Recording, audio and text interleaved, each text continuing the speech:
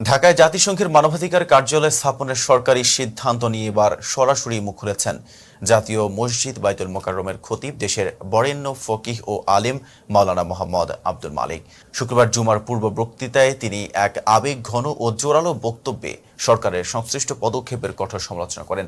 জুমার খুতবার মিম্বরে দাঁড়িয়ে তিনি বলেন, গুরুত্বপূর্ণ কোনো বিষয়ে মসজিদের ইমাম খতিবের কারোর সঙ্গে পরামর্শ করা হয় না। শুধু পানি পড়া আর দোয়ার দরকার হলে তখনই আমাদের স্মরণ করা হয়। কাকে এখানে পাঠাবে, কাকে জিম্মাদারি দিয়ে পাঠাবে একজনকে পশ্চিম দেশ থেকে, জাতিসংঘের পক্ষ থেকে আবাসিক সমন্বয়কারী। ওই আবাসিক সমন্বয়কারী কি জানেন? সমকামী। বলেন নাউজুবিল্লাহ। যদি বর্তমান সরকার ভালোই তো করছিল, অনেক কাজ তো ভালোই করছিল, সুন্দর করছিল, এই শেষ সময় যদি নিজের ইজ্জত রেখে যেতে চায় তাহলে তাদেরকে এই দপ্তর এর ফয়সালা উদ্রহ করতে হবে এবং এই ধরনের এই বিকৃত মস্তিষ্ক লোকদেরকে, বেহায়া বেলাদা লোকদেরকে এই দেশে আসার অনুমতি দেওয়া থেকে বিরত থাকতে হবে। এ বক্তব্যে ঝরে পড়ে দীর্ঘদিনের অবহেলার ক্ষোভ। মাওলানা আব্দুল মালিক প্রশ্ন তোলেন, জাতীয় মসজিদ, লালবাগ শাহী মসজিদ, চকবাজার বা আন্দরকিল্লা মসজিদের খতিবদের কেউ কি জাতিসংঘ কার্যালয় স্থাপনের মতো স্পর্শকাতর ইস্যুতে মতামতের জন্য ডাকা হয়েছিল?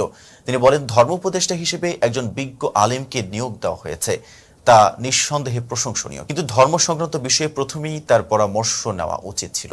জাতিসংঘের মানবাধিকার কমিশনের একটি আঞ্চলিক কার্যালয় ঢাকায় খোলার সিদ্ধান্ত নিয়ে বিস্ময় প্রকাশ করেন তিনি।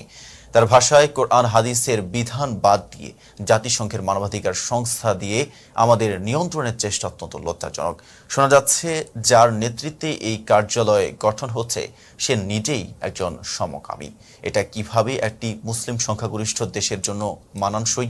মাওলানা মালিক হুঁশিয়ারি দিয়ে বলেন, আপনারা বলছেন ফেব্রুয়ারিতে নির্বাচন দেবেন, কিন্তু তার আগে এমন কিছু করে গেলে যার জন্য জাতি আপনাদের ক্ষমা করবে না, তা ইতিহাসে কলঙ্ক হয়ে থাকবে। এই বক্তব্যে জুমার মুসল্লিদের ভেতর এক প্রকার আবেগ ও সাড়া দেখা যায়। অনেকেই মিম্বর থেকে এমন স্পষ্ট ও দ্ব্যর্থহীন সমালোচনা শুনে অভ্যস্ত নন। প্রসঙ্গত, গত বছরের অক্টোবরে বাইতুল মোকাররমের খতিব পদে নিয়োগ পান মাওলানা মোহাম্মদ আব্দুল মালিক। তার নিয়োগকে দেশের সব ঘরানার আলেমেরা অভিনন্দনের চোখে দেখেছেন। সরকারের এই সিদ্ধান্তে তখন প্রশংসার জোয়ার ওঠে। তিনি একাধারে হাদিস বিশারদ, ফিকহ বিশেষজ্ঞ এবং বহুল পঠিত ইসলামী গ্রন্থের প্রণেতা।